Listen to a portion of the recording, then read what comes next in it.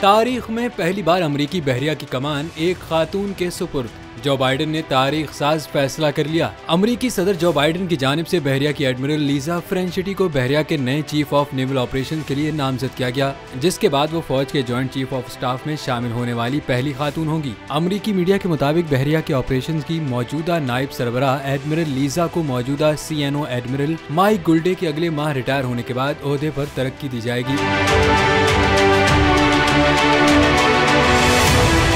Joe Biden ने नामजदगी का ऐलान करते हुए बयान में कहा कि अपने पूरे कैरियर के दौरान एडमिरल फ्रेंचिटी ने ऑपरेशनल और पॉलिसी दोनों मैदानों में वसी महारत का मुजाहरा किया है। वो अमेरिकी बहरिया में 4 स्टार एडमिरल का दर्जा हासिल करने वाली दूसरी खातून हैं। बहरिया के सरबराह के तौर पर फ्रेंचिटी जॉइंट चीफ ऑफ स्टाफ में शामिल होने वाली पहली खातून भी होंगी, जिसमें 5 सर्विस ब्रांचेस के इंचार्ज अफसरान और जॉइंट स्टाफ के सरबराह शामिल होते हैं।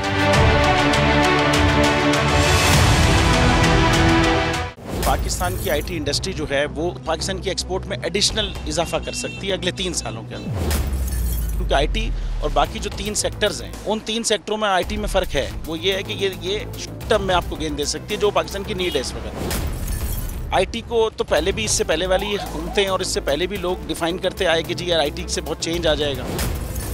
क्या वो इम्पैक्ट हुआ IT इंडस्ट्री के ऊपर जो हम समझते थे और चाहते थे?